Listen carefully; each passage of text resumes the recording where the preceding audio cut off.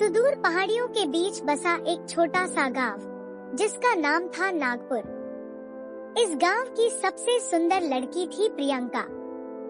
उसकी बड़ी बड़ी काली आंखें, लहराते काले बाल और दूध जैसी गोरी त्वचा देखकर कोई भी मोहित हो जाता। लेकिन उसके रूप से भी ज्यादा रहस्यमयी थी उसकी किस्मत। गांव के एक संपन्न परिवार ने उसकी शादी अपने बेटे अर्जुन से तय कर दी। अर्जुन देखने में आकर्षक, लंबा और प्रभावशाली व्यक्तित्व वाला था, लेकिन वह एक गहरा राज छुपाए हुए था।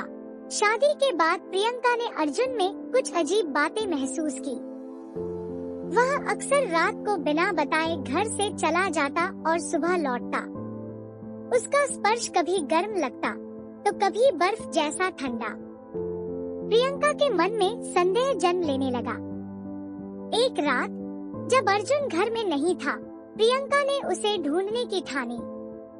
वह जंगल की ओर बढ़ी, जहां अक्सर अर्जुन जाता था।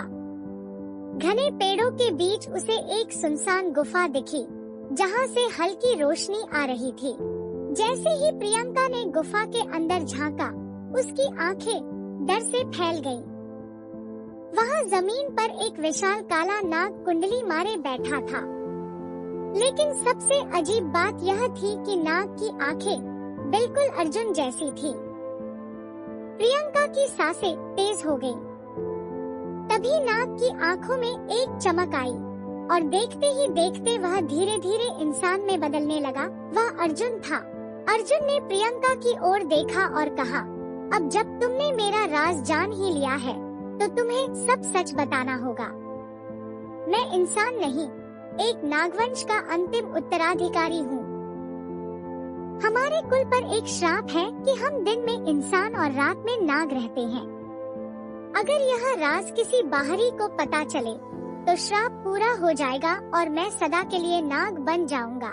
प्रियंका डर और दुख के बीच जूझ रही थी। उसे अर्जुन से प्यार था, लेकिन यह सच बहुत भयावह था। तभी गुफा में एक काली छाया उभरी। यह नागलोक का सबसे खतरनाक नागराज वासुकी था, जो अर्जुन को मारने आया था। उसने फुफकारते हुए कहा, अर्जुन, तुमने इंसानों के बीच रहकर हमारे कुल को कलंकित किया है।